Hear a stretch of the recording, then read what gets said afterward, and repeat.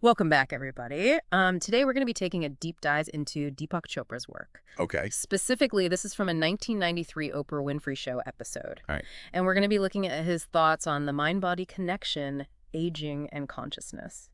And it's amazing to me how even back in 1993, he was already talking about things like rewiring your body's aging process just by shifting your thoughts. Yeah, it was a different time, wasn't it? I mean, R- the idea that our thoughts could directly affect our biology was kind of radical back then. Oh, absolutely. I mean, in the episode, Oprah talks about how Michael Jackson himself actually called her and said, "You have to have this guy on." Oh, wow. So it really did feel revolutionary at the time. Yeah. And one of the things that really struck me was his concept of the thinking body. Okay. This idea that we're not just machines, but that every thought and feeling we have triggers a cascade of chemicals in our bodies. Yeah, it really highlights how our biology and our psychology are so intertwined. I mean, Chopra suggests that our bodies are constantly reacting to this internal dialogue we have going on. Every thought, every emotion is translated into this chemical language that our cells respond to. It's wild. It makes you wonder, how much control do we actually have over our health? Right. He even suggests that our gut is smarter than our brain because it reacts instinctively without the filter of doubt. That's really fascinating. I think what he's highlighting there is the gut's intuitive intelligence. Its direct connection to our emotional state. Yeah. We often talk about gut feelings. Right. And Chopra seems to be suggesting that we should pay more attention to those visceral signals. So what does that mean practically? Like, could learning to tune into our gut feelings lead to better health outcomes? Well, that's a great question. And I think there's a growing body of research on the gut-brain connection and the role of the microbiome in our overall well-being. So Chopra was definitely onto something with this idea of the gut as a source of wisdom. Yeah. So this leads us to the question of responsibility versus blame. Okay. Because if our thoughts have such a powerful impact on our bodies, does that mean that we're to blame when we get sick? Yeah, that's a tough one. But Chopra emphasizes that we're participants in our health, not sole creators. We have influence, but it's not about pointing fingers. It's more about recognizing the choices we make that might affect our susceptibility to illness. So it's a nuanced view. Yeah. It's not like we're simply victims of our genes or our circumstances, but we're also not entirely in control. It's Probably. somewhere in between. It's about finding that balance between acceptance and agency. Exactly. So this concept of the thinking body really lays the groundwork for understanding Chopra's broader philosophy. Okay. And he then goes on to define the spirit as the silent space between thoughts, the part of us that remains constant throughout our lives. Yeah, how would you describe that? It's kind of a difficult concept to grasp, but maybe you could think of it as the awareness that's aware of your thoughts. Okay. The part of you that experiences your thoughts and feelings but isn't defined by them. Right. And here's where things get really interesting. Okay. Chopra suggests that if we identify with this unchanging spirit rather than our physical form, our experience of aging transforms. And there's actually a really compelling exchange on the show where Oprah describes feeling connected to her inner child. Right. And Chopra suggests it's not just a memory, but a connection to that unchanging spirit within her. That's a profound thought. It suggests a shift in perspective from identifying solely with our physical bodies, which are constantly changing and aging, to connecting with a deeper, timeless essence within us. Exactly.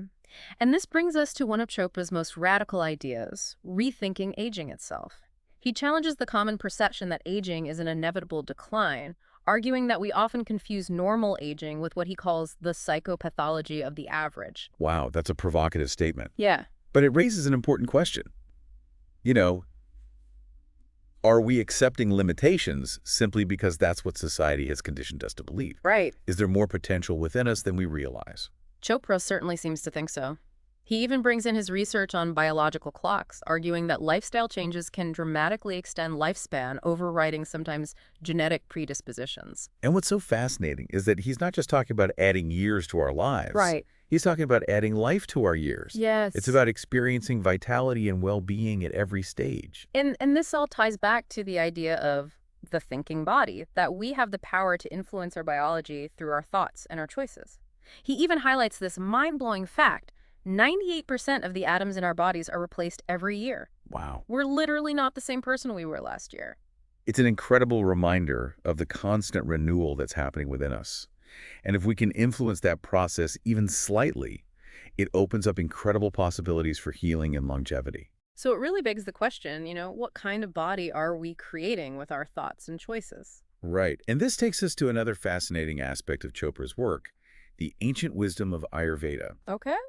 He integrates these principles with modern science, suggesting that different body types or doshas have different needs and respond differently to food and lifestyle choices. So, like, what might be healthy for one person could actually be harmful for another. Exactly. Hmm. Ayurveda emphasizes personalized health, recognizing the unique needs of each individual. For instance, someone with a fiery pitta constitution might need cooling foods and practices, while someone with a more grounded kapha constitution might benefit from stimulating and warming foods. It makes sense that a one-size-fits-all approach to health wouldn't work for everyone. Right. It seems like Ayurveda provides this framework for understanding our individual needs. Absolutely. And Chopra highlights how even seemingly small choices can make a difference. He advises against drinking ice water, for example, because it takes energy for the body to adjust its temperature. Oh, I've heard that before, but never really understood the reasoning behind it. Yeah. It's fascinating how these seemingly insignificant habits can actually impact our overall well-being. It all ties back to the interconnectedness of mind and body. Ayurveda recognizes the impact of our environment and our emotional state on our health. In fact, Chopra even advises against eating with people you don't like. Wait, really? Why is that? He suggests that your emotional state directly affects your metabolism and that negative energy can actually impact how your body processes food. So, like, a stressful meal could actually turn healthy food into something harmful. That's the idea. Chopra emphasizes the importance of cultivating a positive and harmonious environment during meals. That's incredible. It really highlights the subtle ways our thoughts and emotions influence our physical health. Yeah, and to illustrate the direct link between mind and physical reality, there's this fascinating pendulum experiment that Chopra conducts with Oprah on the show.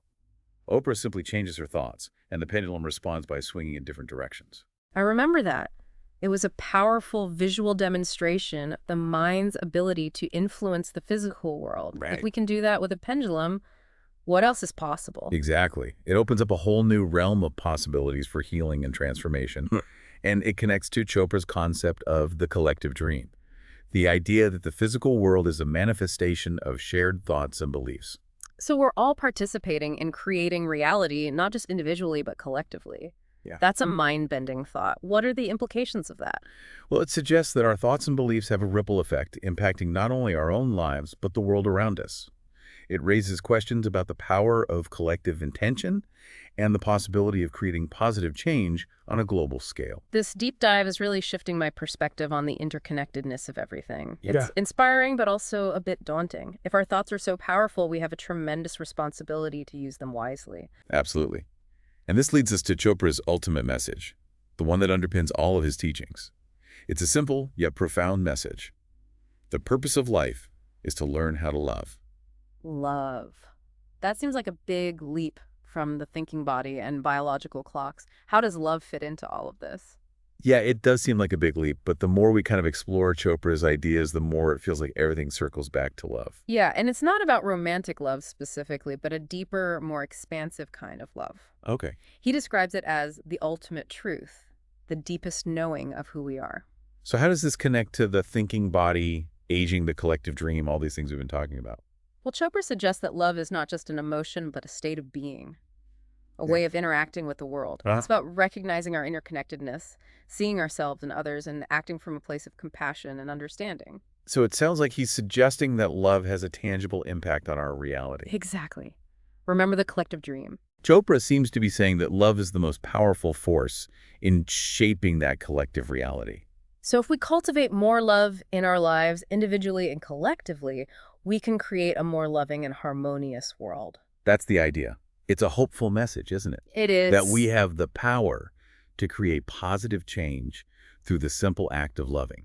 It's definitely a powerful message and one that resonates deeply. This whole deep dive has been so eye-opening. It's made me rethink my own beliefs about aging, the power of the mind, the importance of love. Yes, it's amazing how relevant these ideas still are, even after all these years. Right. Chopra was truly ahead of his time. I have to admit, I'm walking away from this feeling more optimistic about the future. Yeah? If we're constantly remaking our bodies and our reality, and love is the driving force behind that creation, then what kind of world do we want to create? It's a question worth pondering. It certainly is, and it's a question we each have to answer for ourselves. Well, this has been a fantastic exploration of Chopra's ideas. If anyone out there is intrigued by what we've discussed today, I highly recommend checking out his work. His book, Ageless Body, Timeless Mind, is a great place to start. Absolutely. Until next time, keep diving deep, keep questioning, and keep exploring the incredible potential within you. And remember, as Chopra says, love is the ultimate truth.